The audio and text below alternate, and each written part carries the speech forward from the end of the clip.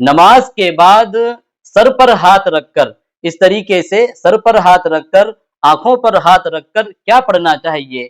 جیسا کہ آپ نے بہت سارے لوگوں کو دیکھا ہوگا کہ جب امام صاحب سلام پھیرتے ہیں تو فوراً سر پر ہاتھ رکھ کر، آنکھوں پر ہاتھ رکھ کر کچھ نہ کچھ پڑھتے ہیں۔ تو وہ جو کچھ بھی پڑھتے ہیں وہ پڑھنا سنت ہے، مستحب ہے، پڑھنا چاہیے یا نہیں پڑھنا چاہیے؟ تو انشاءاللہ آج کے اس ویڈیو کے ذریعے سے ہم صحیح بات معلوم کرنے کی کوشش کرتے ہیں۔ دیکھیے، ہمارے سماج اور ہماری سوسائٹی میں اس تعلق سے، اس حوالے سے لوگ کئی طرح کا مزاج رکھتے ہیں۔ کچھ لوگ تو اسے سنت سمجھتے ہیں، کچھ لوگ غلط سمجھتے ہیں اور وہ کہتے ہیں کہ نہیں پڑھنا چاہیے، اور کچھ لوگ مستحب سمجھتے ہیں، اور کچھ لوگ تو ایسے بھی ہوتے ہیں جو کنفیوز ہوتے ہیں، پڑھے یا نہ پڑھے۔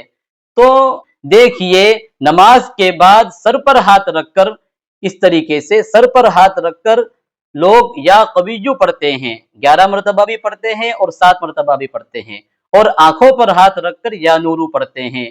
تو اس بارے میں اچھی طرح یاد رکھیں، یہ پڑھنا سنت نہیں ہے، یہ پڑھنا سنت نہیں ہے۔ اگر کوئی شخص سنت سمجھ کر پڑھتا ہے تو وہ غلطی کر رہا ہے، اسے چاہیے کہ وہ اس پڑھنے کو سنت نہ سمجھے۔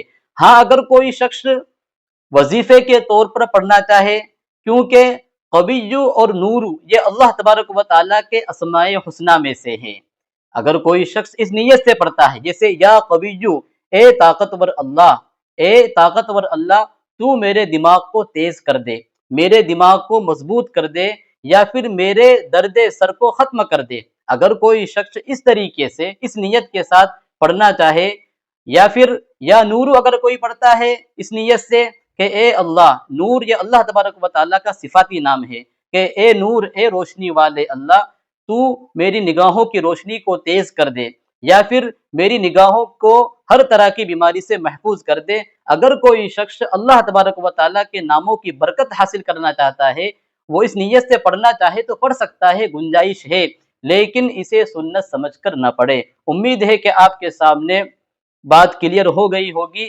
آپ حضرات سے گزارش بھی ہے کہ اس ویڈیو کو اپنے دوستوں میں زیادہ سے زیادہ شیئر کریں اور دعاؤں میں یاد رکھیں۔ السلام علیکم ورحمۃ اللہ وبرکاتہ۔